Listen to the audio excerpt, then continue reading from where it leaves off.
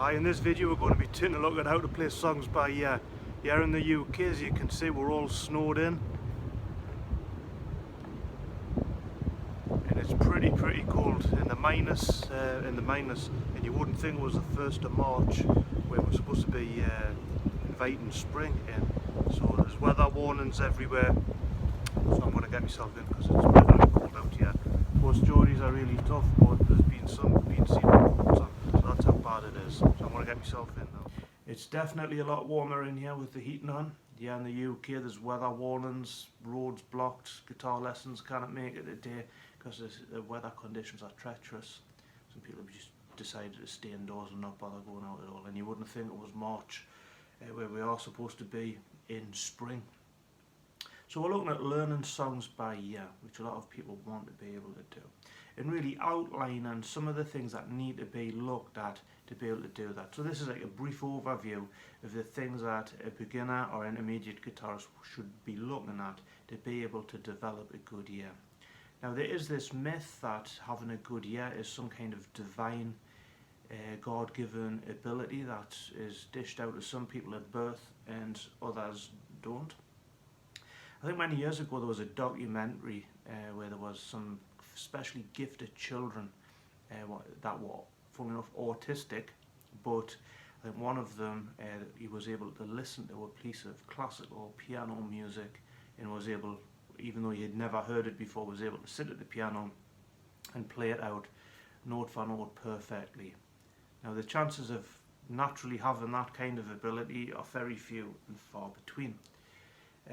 When it came to working stuff out by ear myself, I came along at the generation of the 1980s where everything, well, there was an explosion of books of guitar tab. Bands like Metallica, Megadeth, Joe Satriani, you name it. When the album came out, the guitar tab book came out. So for my generation through the mid to the late 80s, we were kind of lazy when it came to learning things by ear because there was absolutely no need. If I wanted to learn to play Sweet Child of Mine, why would I want to sit and try to work it out note for note by ear when there was a book telling me all the notes? So my generation were kind of lazy when it came to, not all, but some were lazy when it came to working things out by ear. The previous generation that were older than me, I had a lot of friends who were older than me who played guitar, and they seem to have developed a really good ear where they didn't know how to read guitar tab, and I had been able to, they worked with the record, with the guitar, and when they knew the song, they knew it inside out. And I was envied that ability to be able to do that. And it wasn't really until I got into working Queen stuff out by ear that I kind of immersed myself in that, purely because the guitar tab isn't available for so many Queen songs. So really what we're looking at is being able, there's certain aspects that we can develop that is going to be, so we can gradually get better. There's no quick fix. It isn't a divine ability. Well, some people have perfect pitch, but even if with perfect pitch, there's certain things that you maybe going to struggle to be able to do, and we'll look at that. Now the thing that kick-started me was years and years ago. There was a Joe Satriani interview. If you don't know who Joe Satriani is, check him out because he was was always voted one of the greatest rock guitarists of all time. Now in an interview with the famous and the late great Tommy Vance of Radio 1, Joe Satriani said in an interview when he'd come up to working things out by ear, he was a complete idiot, and that to this day there was still an element of that he felt, until his music teacher at school had taught him the rules of relative pitch. So we're going to have to look at relative pitch and what that actually is. And when I looked at it, it helped me immensely because I went from not having a clue as to how to work things out. I had a sister who played piano. She was able to work things out by ear, but even then it was kind of single note things, and she seemed to be really good. But when I learned these certain rules with relative pitch and other things, I seem to overtake her in that. And to this day I still feel that there's an element of being an idiot when it comes to making stupid mistakes, But because I've immersed myself in the Queen stuff, which you kind of get the guitar tab books for, I've getting better at it, but it hasn't been an overnight fix. So the first thing that we're going to want to do if we're going to learn things by ear is you need to be able to plug your guitar into a device where you've got headphones on and you can hear the record or the MP3 or the CD and hear in both ears your guitar and what it is you're trying to copy. So often, if you know the speakers of your stereo system's over here and the guitar amp's over here, you can trick yourself into thinking that you're playing it right, and often you're not, and it's not until you see a video and watch it back you can hear, ooh, that sounds absolutely terrible. Something like iRig, there is other software that slows the track down. If you're plugged in, you can hear both things if you slow it down. So even if you had perfect pitch, if somebody was playing, you know, how are you going to pick that? Even with perfect pitch, you're going to have something like really slow down so you can hear exactly what's going on. And I've had worked things out I never thought I would be able to work out by having that device. So when it comes to ear training, when we look at relative pitch, the relationship between notes, sometimes referred to as intervals. So you can do ear training and that. Check that out. If there's a video for it, I'll try and put the link in the description. But the method is, if you have a root note, every other note surrounding that will have a relationship to it. So for example, if we had A as our root note, C's relationship to A would be a minor third. Now a minor third has a certain sound. So for me, that sounds like the beginning of Heartbreaker by Led Zeppelin. So a minor third, so when I was learning intervals, I would write down what each one sounded like. So even if I went to C and went to a D sharp, it still has that same sound quality even though we're dealing with different notes. So that would even it. So a minor third always has that same recognizable sound to it. And we can start learning these. Say for example a fourth. That's going on with fourth. So that to me sounds like the beginning of Apache by the Shadows. So it doesn't matter where we do that, it has that sound quality. So check that out, intervals or relative pitch, and you're able to very quickly. I remember when I went to college and started learning this, I went from not having a clue what was going on to suddenly the lecturer sat at the piano, could give you the root note, play another note, and you could name exactly what it was. And that was almost overnight. And that kind of turbo boosted your ears for being able to work out single melodies. We need to learn scales, modes as well. If we're going to work a song out, if we know what we're doing, if we know the different group, if we know a scale, we can work out. If we know that the guitar solo, for example, is written in a certain key and in a certain scale, this is going to help when a run is made, that you're not going to have to struggle around for each note. You're going to get there a lot quicker. You will recognize, say something like the harmonic minor scale has got a very distinct sound. Now if you hear that sound on a record, naturally you can place that sound and you know what it sounds like. So there is a theory, one composer whose name escapes me had a theory that we are all born with a natural inbuilt musical theory that we all know, we just haven't necessarily learned to tag it. But the fact that we recognize certain sounds, so like that,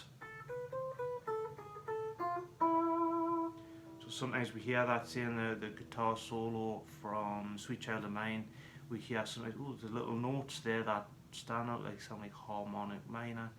If we listen to Queen's death on two legs. There's a certain Eastern sound that keeps coming out there. So yeah, it's picking up on musical theory.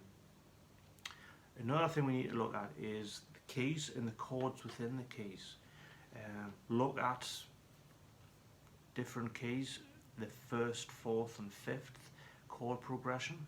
If we know that, we delved into that in another video that I did, looking at how to work, like how to memorize songs, but also understanding the chords in different keys.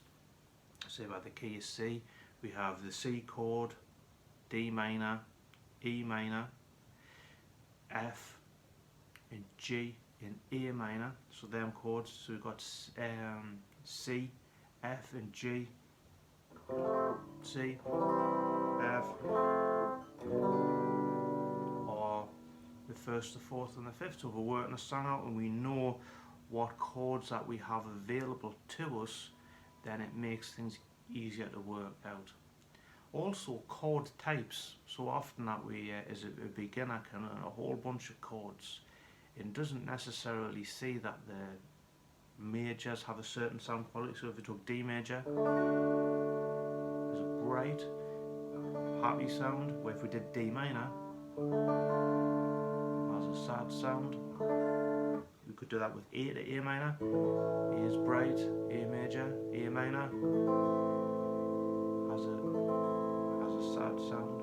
We think of D, D7, is that bluesy, funny. D minor 7 has its own, or minor 7s have their own unique sound. That always reminds me of the beginning of You're My Best Friend by Queen. So minor 7s have that kind of, each to their own. Major 7s,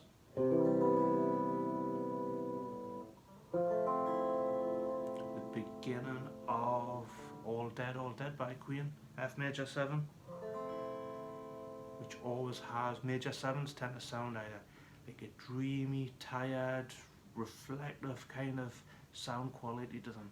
They are all things that you'll be able to pick up when listening to a song. You'll recognise them certain emotions. So if you learn your chords and learn the chord types, when you're trying to work something out, you'll start recognising different types of chords. Augmented chords sound difficult, but how many times have you heard that in a record? That's an augmented chord. Diminished sound, diminished chords.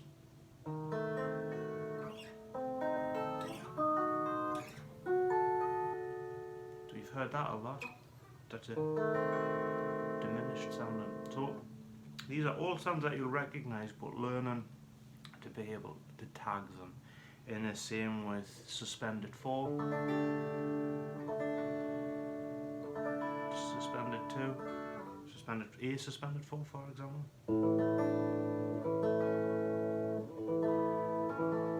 They are all things that you'll be able to recognise. One top tip that I found was I remember reading an article about how to work things out by, I think it was Jess Grass. I don't know how to pronounce his name now because it's that long ago since I read the article. But he talked about when working out a guitar solo, to work out the chord progression beforehand, as we looked at before. The guitar solo notes relate back to the chords that they are being played over. And I remember as a kid thinking, oh, it's difficult enough trying to work out the notes without trying to work out chord progressions as well. The top tip is when you consider the root note of any chord can be found between the first fret of the bottom E string and the 12th fret. So it doesn't matter what it is, you've got a selection of 12 notes there.